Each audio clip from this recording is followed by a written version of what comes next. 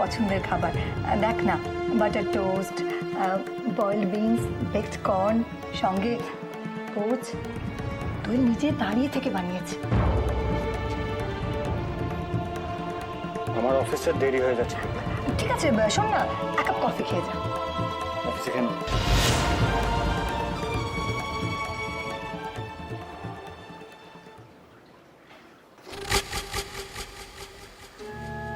দোয়েল, তুমি রুদ্রর কথায় কিছু মনে করো না। ও ছোট থেকেই একটু খাম খেয়েলি, কালকেই হয়তো দেখবে ব্রেকফাস্ট টেবিলে 2 ঘন্টা কাটিয়ে দিল। Good morning everybody. মা, আমার না ভীষণ দেরি হয়ে গেছে, সুইমিংয়ে যেতে হবে, আমি বেরোবো এক্ষুনি। ঠিক আছে, দেরি যখন হয়ে গেছে তুই একটু বসে ভালো করে খেয়ে যা। তুই ডায়েট করছিস বলে তোর বৌদি দেখ না তোর জন্য কর্নফ্লেক্স বানিয়েছে, জুসও তোর জন্য তৈরি করছে। থ্যাংক ইউ বৌদি, কিন্তু আমার না প্রচণ্ড দেরি হয়ে গেছে গো, আমি বেরিয়ে যেতে হবে। হ্যাঁ, আমার এই সুইমিংয়ে যাবো, তারপর সেখান থেকে যোগা, অ্যারোবিক্স, বাবা। টাটা টাটা টাটা টাটা, সাবধানে। এই তো মনীষও চলে এসেছে, আয় আয় বস, তোর জন্য তোর বৌদি স্পেশাল ব্রেকফাস্ট তৈরি করেছে। আমার তো স্পেশাল কিছু দরকার নেই, বৌদি কষ্ট করে যা করেছে সব খাবো। বাহ, তো অনেক কিছুই আছে দেখছি, ফ্রুটস, কর্নফ্লেক্স, স্যান্ডউইচ, পোচ, কিছু তো বাদ দাওনি। Thank you. আরেকটা স্যান্ডউইচ দিই মনীষ, তুমি তো খেলাধুলো করো, সকালবেলা ব্রেকফাস্টটা ঠিকঠাক করে করা উচিত। দিদি, দুধটা নিয়ে এসো না গো মনীষের। আনছি বৌদিদিমণি। দিম, খাও না অনেকটা। বৌদি, লুচি লুচি গন্ধ পাচ্ছি, বাড়িতে আজকে লুচি হয়েছে নাকি? দেখি একটু, এই তো। তুমি লুচি ভালো খাও? আরে আগে বলোনি কেন? আমি লুচি খুব ভালোবাসি। বেগুন ভাজা? বা বেগুন ভাজা, দাও দাও দাও। তুই কি লুচি খাবি নাকি? বৌদিদিমণি, এই নাও তোমার বাদাম আর দুধের শরবত। বৌদি, এত কিছু পারবো না, পেট ফেটে যাবে। প্লিজ মনীষ।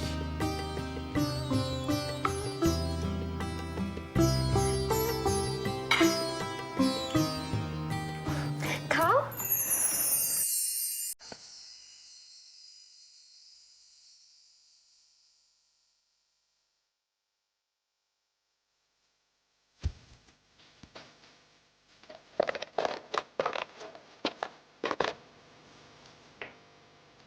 আচ্ছা, তো ব্যাপারটা ঠিক কি বলতো সৈকত?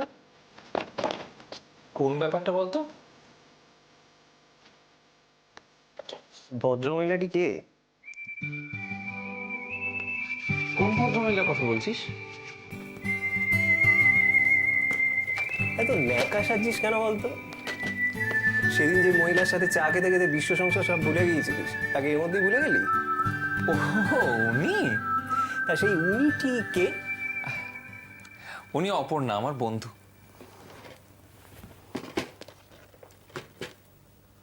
বন্ধু? হ্যাঁ। তা ওনাকে তো এখানে কোনোদিন দেখিনি। না, আসলে উনি একটা ওই প্রতিবন্ধী স্কুলের টিচার, বুঝলি? বই পড়তে ভীষণ ভালোবাসেন, সেই সূত্রে এখানে আলাপ। বাবা, এই কদিনেই তোর বন্ধু হয়ে গেল? ওই বইয়ের ব্যাপারেই আর কি, বুঝতেই পারছিস তো, বই পড়। এই শোন, ভালো কথা, আমি কিন্তু বলেছি যে আমি এখানকার কর্মচারী আর তুই হচ্ছিস মালিক। এই কি করেছিস কি? আমি মালিক, তুই কর্মচারী? হ্যাঁ। আরে মামা, তোকে দেখে কি কখনো কর্মচারীর মতো মনে হয়? কেন? তুই কি চেহারা দেখে কর্মচারী রাখিস নাকি? না, ঠিক তা নয়। তাহলে তুই ফ্ল্যাট করছিস না তো? What do you mean? Am I a flirt? না, ঠিক বিশ্বাস হয় না। আসলে আমি বলছিলাম যে শোন, আমি ফ্লার্ট করছি না, আর অপর্ণা সেই ধরনের মেয়েই নয়। বাহ, এই কদিনেই এত কিছু জেনে গেছিস? আচ্ছা শোন তো, আমাকে দেখে তুই ওই মেয়েটিকে তাড়াতাড়ি সরিয়ে দিবি কেন? খুব সিম্পল ব্যাপার। আমি বলেছি আমি একটা কর্মচারী, আর কর্মচারী নিশ্চয়ই মালিকের সামনে দাঁড়িয়ে কোনো মহিলার সঙ্গে গল্প করবে না। সেই জন্যই তুই কিন্তু এটা মনে রাখবি, আমি কর্মচারী আর তুই মালিক। সৈকত, তুই কি প্রেমে পড়েছিস? ধ্যাৎ, আরে, প্রেমে পড়তে যাবো কেন? না না, প্রেম টেম কিছু নয়, তবে অপর্ণা একটু অন্যরকম, আচ্ছা একটু আলাদা সবার থেকে। কিরম জানিস তো, ওর মধ্যে একটা অদ্ভুত স্নিগ্ধতা আছে, ঠিক শরতের সকালে শিশির হচ্ছে। আমাকে আর কবিতার উপমায় বিদ্ধ করতে হবে না। বাবা, এ তো দেখছি গাছে না উঠতেই এক কাঁদি, এরপর যে কি খেল দেখাবে জাদু বোঝাই যাচ্ছে। তুই কিন্তু মনে রাখবি ব্যাপারটা, হ্যাঁ? তুই মালিক আর আমি কর্মচারী। সরি, তোকে তো অর্ডার করতে হবে। এই যাও তো, আমার ক্যালকুলেটর একটু নিয়ে এসো, যাও। ওকে স্যার, নিয়ে। এই, কি শুরু করেছিস তুই? তবে ঠিক ছিল কি না বল? একবারে পারফেক্ট না?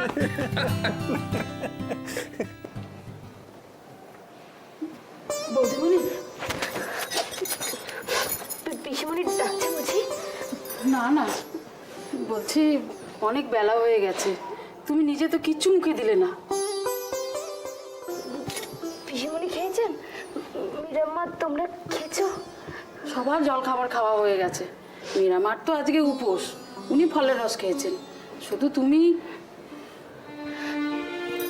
আমার খেতে ইচ্ছে করছে না গো।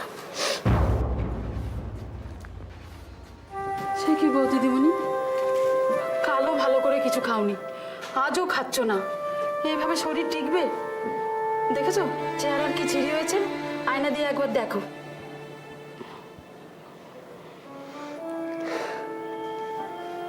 ঠিকই তো আছে আমার শরীর।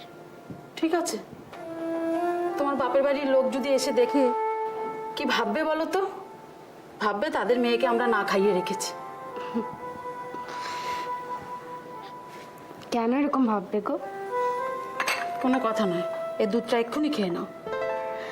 তো খেতে ইচ্ছে করছে না আমার। আমি কোনো কথা শুনবো না, নাও এক্ষুনি খাও, ধরো। দোয়েল,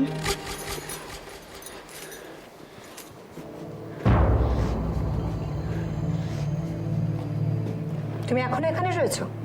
ওদিকে বাজার চলে এসেছে, লাঞ্চের জোগাড় করতে হবে। তুমি জানো না রুদ্র আর দাদাকে খাবার পাঠাতে হবে? সকালবেলা তো কোনো কিছুই খেতে পারলো না ওরা। আমি 10 মিনিটের মধ্যে যাচ্ছি পিসিমণি। দোয়েল, এটা বিশ্রাম নেওয়ার সময় নয়, সংসারটা তোমার, তোমাকে সবকিছু বুঝে শুনে নিতে হবে। আমি আর কতদিন তোমার পেছনে সময় দেবো বলো তো? আর আমার দায়টাই বা কি? ঠিক আছে, আমি এক্ষুনি যাচ্ছি। কি কি করতে হবে বলুন তো? কি করতে হবে? সবার পছন্দ মতো রান্নাগুলো করিয়ে নিতে হবে। এসো আমার সঙ্গে, এসো।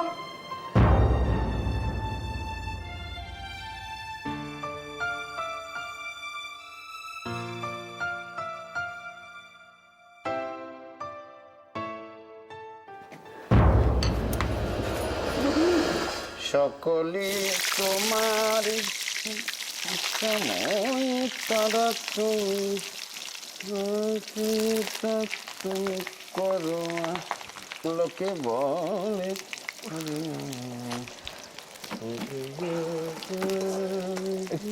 কি করছেনটা কি? জয়কাল। রন্ধন, একে বলে রন্ধন শিল্প। নেকা দেখছে রান্না করছি, আবার জিজ্ঞেস করছে কি করছেন। যাও যাও যাও, মুখ হাত ধুয়ে এসো, চা খেয়ে নেবে। আরে আপনি কি করেছেন? এ তো মহা জ্বালা হলো দেখছি। একবার বলে কি করেছেন, একবার বলে কি করছেন। মোদ্দা বাংলাটা হলো এখন রান্না করছি আর আগে রান্নার জোগাড় করে নিই, বুঝেছ? কুচি করেছি আপনার রান্না খাওয়া। আমার বইগুলো কোথায় রেখেছেন? বই ওই যে খাটের নিচে। খাটের নিচে? আপনি বই খাটের নিচে রেখেছেন? পড়ার টেবিল থেকে কেউ খাটের নিচে বই রাখে? আর সেই টেবিলগুলোতে আপনি রান্না করছেন, আমার পারমিশন নিয়েছেন? আপনি তো ভাই ডেঞ্জারাস মানুষ। অবশ্যই অবশ্যই আমি ডেঞ্জারাস লোক। আরে বাবা, আমি গাঁয়ের মানুষ, আমাকে বেশি চটেও না জয়কালী। আমি যদি একবার চটে যাই না, তাহলে কিন্তু পুরো বোমবাস্ট হয়ে যাবে জয়কালী। না না, শুনুন, আমি যেটা বলছিলাম সেটা হচ্ছে যে খাটের তলায় তো বইগুলো রাখলে নষ্ট হয়ে যাবে। আমার কাছে কিন্তু বইগুলোর দাম খাবার থেকে অনেক বেশি। কোনো চিন্তা নেই ভাগ্নে, তুমি কি আমাকে অতই বোকা ভাবো? তোমার বইগুলোকে সুরক্ষিত রাখবার জন্যে ওই দেখো, ওইখানে আমি পলিথিন শিট পেতে রেখেছি। যাও চা খেয়ে বইগুলো ওখানে গুছিয়ে রাখো। আচ্ছা, সরস্বতী যদি পড়ার টেবিল থেকে ঘরের কোণে চলে যায় সেটা কি ভালো হবে বলুন? ঠাকুর পরমহংস বলেছেন, পেটে খিদে রেখে কখনো ধম্ম হয় না। আর আমি বলি, কিছুই হয় না। পেটে খিদে থাকলে না কোনো কিছু হয় না। যাও। বাহ, বেশ ভালো গন্ধ ছেড়েছে তো। তা বলছি যে আরেকটা উপায় আছে। আপনি মানে এই রান্নার সব ব্যাপার যদি ঘরের কোণায় করেন, মানে সরঞ্জাম ওদিকে, আর পড়ার বইগুলো। তুমি তো আচ্ছা অলম্ভুষ ছেলে হে, তোমার বিচার বিবেক বুদ্ধি বলতে কিছু নেই। বলছি, দেখছো আমার মতো একটি লোকের কোমরে গেটে বাত, আর তাকে বলছো বসে বসে রান্না করতে? হ্যাঁ, আর তোমার ঘরে আসবাব বলতে এই দুটো টেবিল ছাড়া তো আর কিছু নেই। আচ্ছা ঠিক আছে, বেশ। তা আপনি কি খাওয়াবে বলছিলেন? হ্যাঁ, এই বলছি বেগুনের বিরিয়ানি। হ্যাঁ, আনো। হ্যাঁ, ইনকাম পাতি তো কিছু করো না, আর আমার পক্ষেও ওই বাজার থেকে তো পাঁটা কেনা সম্ভব নয়। তাই পাঁটার পরিবর্তে ওই বেগুনকে একেবারে গরম তেলে ছাঁকা ভেজে, বাকি সব বিরিয়ানির মতো জয়কালী। দেখো, আমি আউটলাইনটা করে দিয়েছি। এই কুকুরের পুরো মুখটা ব্রাউন কালার দিয়ে ভরে ফেলতে হবে। পারবে তো? কর। দেখি ছবিটা, দেখি। বাহ, দারুণ হয়েছে।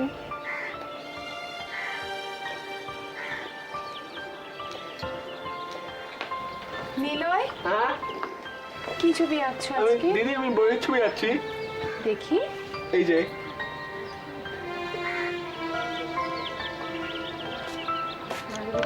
কি হচ্ছে? ছবি আঁকতে হবে, আবার পেন্সিল ফুরিয়ে গেছে। দিদি, বই কোথায় থাকে? বই কোথায় থাকে? বই?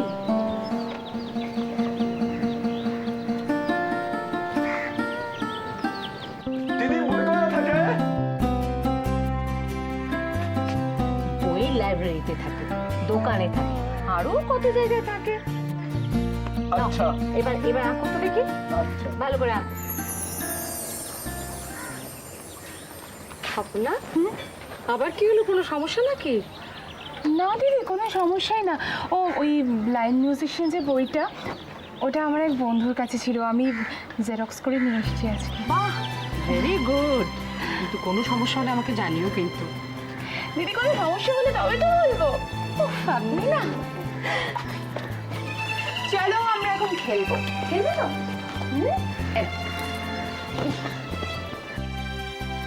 কিছু একটা হয়েছে, ভালো কিছু। আপনাকে এত হাসি খুশি আমি অনেক দিন দেখিনি। মেয়েটা জীবনে অনেক কষ্ট পেয়েছে, এবার যদি একটু আনন্দে থাকে ভালোই হয়। তা যে কারণেই হোক, ঈশ্বরের মঙ্গল করুন।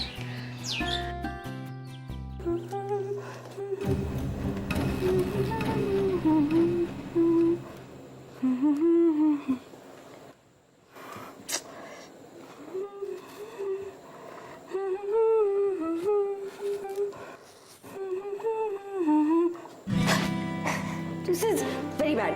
কতক্ষণ ধরে সব কিছু রেডি করে আমি দাঁড়িয়ে আছি, এত দেরি করে কেউ আসে? বসো। চলো চলো চলো, তাড়াতাড়ি। আমি সব নিজের হাতে তৈরি করেছি তোমার জন্য। খাও, সব কিছু খাবে, একটা কিচ্ছু বেচ করা চলবে না কিন্তু। হ্যাঁ, অমলেট? Yes, omelette.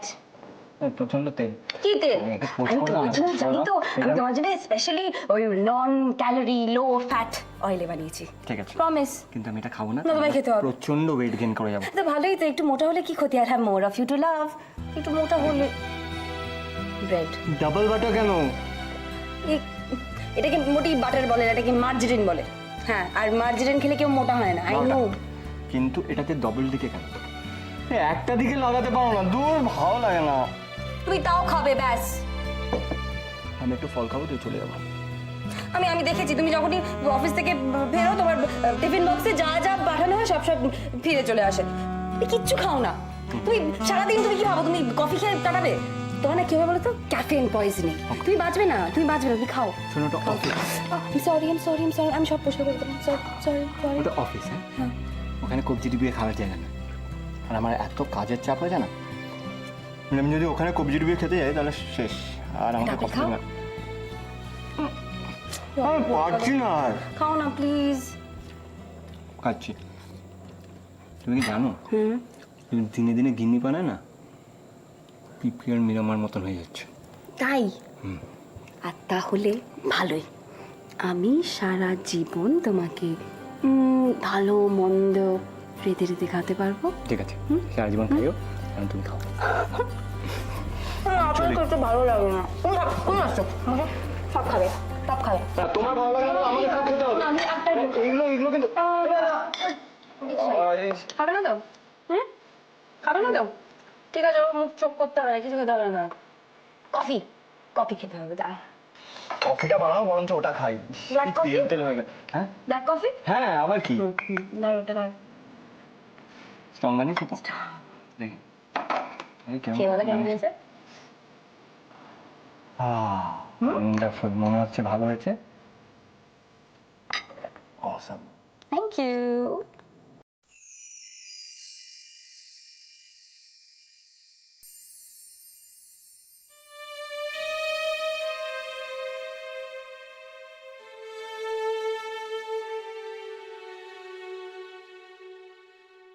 তোমার কফিটা ঠান্ডা হয়ে গেল তো? ও, বসো। কি ভাবছো এত? না, কিছু না, তুমি বসো না। আমি একটা কফি বলি তোমার জন্য? না, বরং তোমার জন্য একটা আনিয়ে নাও, ঠান্ডা হয়ে গেছে। না, সকাল থেকে আমারও অনেক কাপ হয়ে গেছে, এবার পরে খাবো। তুমি বলো। রুদ্র, আমি কিছুদিন থেকেই লক্ষ্য করছি। কি বাবা? Is there any problem? Problem মানে তোমাকে কদিন থেকেই খুব অন্যমনস্ক লাগছে। কিরকম যেন মন মরা হয়ে আছো, যন্ত্রের মতো চলাফেরা করছো। কি হয়েছে? কিছু না, আই এম রিয়েলি ফাইন। আমি তোমার বাবা রুদ্র, আমার চোখকে তুমি ফাঁকি দিতে পারবে? অবশ্য আমাদের বাড়ির ওপর দিয়ে এই কদিনে যে ঝড় গেল, তাতে তুমি একটা কাজ করো রুদ্র, অফিস থেকে কদিন ছুটি নিয়ে বাইরে কোনো জায়গা থেকে ঘুরে এসো, মনটা ভালো লাগবে। আর দেখো, দোয়েলেরও তো একটা চেঞ্জ দরকার, তাই না? ওর উপর দিয়েও তো। বাবা, কিন্তু এখন তো অফিসের অনেক চাপ। অফিস নিয়ে তোমাকে ভাবতে হবে না, আমি আছি তো, আমি সামলে নেব। তুমি কেন আবার এ বয়সে? আর তোমার উপর দিয়েও তো কম যায়নি। আমার কিছু হবে না, আমি এত সহজে মরবো না রুদ্র, অনেক কাজ বাকি আছে না। Miles to go before I sleep. Anyway, আমি আমাদের ট্রাভেল এজেন্টকে বলে দিচ্ছি, তোমরা ঠিক করে নাও কোথায় যাবে, ফ্লাইটের টিকিট, হোটেল বুকিং ও করে দেবে। কেমন?